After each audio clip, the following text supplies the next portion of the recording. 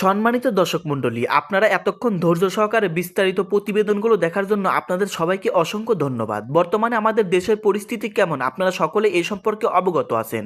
বিস্তারিত প্রতিবেদনগুলো দেখেই বুঝতে পারলেন। সম্মানিত দর্শক মণ্ডলী, এতক্ষণ আপনারা বিস্তারিত চাঞ্চল্যকর প্রতিবেদন দেখতে পারলেন বর্তমান দেশের পরিস্থিতি নিয়ে। এখন আপনারা এই সম্পর্কে খুঁটিনাটি একটু আলোচনা শুনবেন। মনোযোগ সহকারে শোনার জন্য অনুরোধ করতেছি। হাসনাতের গাড়িতে আবারও হামলার অভিযোগ। ঢাকার যাত্রাবাড়ী এলাকায় বৈষম্য বিরোধী ছাত্র আন্দোলনের আহ্বায়ক হাসনাত আবদুল্লাহ গাড়িতে আবারও হামলা চালিয়ে গাড়ি চাপা দিয়ে হত্যা চেষ্টা করা হয়েছে বলে অভিযোগ উঠেছে। সামাজিক যোগাযোগ মাধ্যমে দেওয়া এক পোস্টে এ দাবি করেছেন জুলাই শহীদ সিটি ফাউন্ডেশনের সাধারণ সম্পাদক সার্জিস আলম। বৃহস্পতিবার 28 নভেম্বর চট্টগ্রাম থেকে ঢাকায় ফেরার পথে যাত্রাবাড়ী এলাকায় দ্বিতীয় দফায় ট্রাক চাপা দিয়ে হামলার চেষ্টা করা হয় বলে জানিয়েছেন তিনি। সামাজিক যোগাযোগ মাধ্যমে সার্জিস লিখেছেন, চট্টগ্রাম থেকে গতকাল রাতেই অন্য গাড়িতে করে ঢাকা ব্যাক করলাম। পথে হাসনাতকে কুমিল্লা বাসায় নামিয়ে দিয়ে এলাম। এখন শুনেছি সকালে কুমিল্লা থেকে ঢাকা আসার পথে হাসনাতের গাড়িতে পেছনে থেকে আবার জন্য গাড়ি দিয়ে চাপা দেওয়ার চেষ্টা করা হয়েছে। এসব ষড়যন্ত্র করে আর কয়জন হাসনাত মারবেন? মনে নাই সেই অভ্যুত্থানের দিনগুলোর কথা? একজনকে যখন বুলেটের আঘাতে লাশ বানিয়েছেন তখন সেই জায়গায় অন্যজন দাঁড়িয়ে গিয়েছে, কিন্তু পিছু হটেনি। ঠিক একইভাবে এক হাসনাতকে মারলে হাজারো হাসনাত এখন দাঁড়িয়ে যেতে প্রস্তুত। এই নতুন বাংলাদেশের চলার পথকে অবরুদ্ধ করার দুঃসাহস দেখাবেন না। এই তরুণ প্রজন্ম মাথা নোয়াবেন না। আমরা মরতে শিখে গিয়েছি।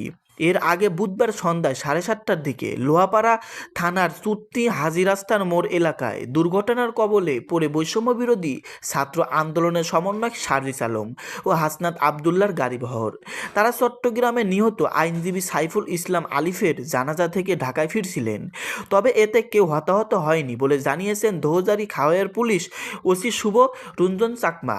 ঘটনার পর ট্রাক চালক ও সহচারীকে আটক করা হয়। পরে সমন্বয়করা চট্টগ্রামের উদ্দেশ্যে রওনা হন বলে ওসি জানান।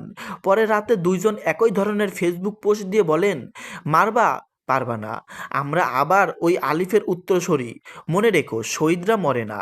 সম্মানিত দর্শক মণ্ডলী, আপনারা চাঞ্চল্যকর আলোচনা শুনতে পারলেন। আমাদের দেশের পরিস্থিতি দিন দিন উত্তপ্ত হয়ে যাচ্ছে, খুবই ক্ষিপ্ত পরিবেশ আয়োজিত হচ্ছে। সম্মানিত দর্শক মণ্ডলী, এবার ভারত থেকে স্পষ্টভাবে সমন্বয়ক সার্জিস এবং হাসনাতকে বার্তা দেওয়া হয়েছে, কঠিন হুঙ্কার দেওয়া হয়েছে যে যদি এরকম তারা করেই, যদি আওয়ামী লীগকে পুনর্বাসিত করতে তারা না দেয় তাহলে কিন্তু তাদেরকে দেখে নিবে, এমনই হুমকি দিয়েছেন ভারত থেকে বিজেপির কিছু নেতারা।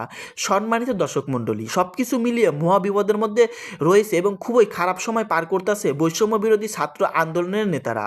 সম্মানিত দর্শক মণ্ডলী, এই সম্পর্কে প্রধান উপদেষ্টা ডক্টর ইউনূস সবাইকে শান্ত থাকার আহ্বান জানিয়েছেন এবং যারা এর সঙ্গে জড়িত সবাইকে আইনের আওতায় নিয়ে এসে উপযুক্ত শাস্তি দেওয়া হবে, তিনি এমনই ঘোষণা দিয়েছেন। যাই হোক, এই সম্পর্কে বিস্তারিত প্রতিবেদনমূলক ভিডিও দেখতে পারলেন এবং বিস্তারিত আলোচনা শুনতে পারলেন। নতুন করে আর কিছুই বলার নেই। তো এই সম্পর্কে যদি আপনারা কিছু বলতে চান, আপনাদের মূল্যবান মতামত ভিডিওতে জানিয়ে দিবেন এবং চ্যানেলে নতুন হলে চ্যানেলটাকে অবশ্যই সাবস্ক্রাইব করবেন। সকলেই ভালো থাকবেন, ধন্যবাদ।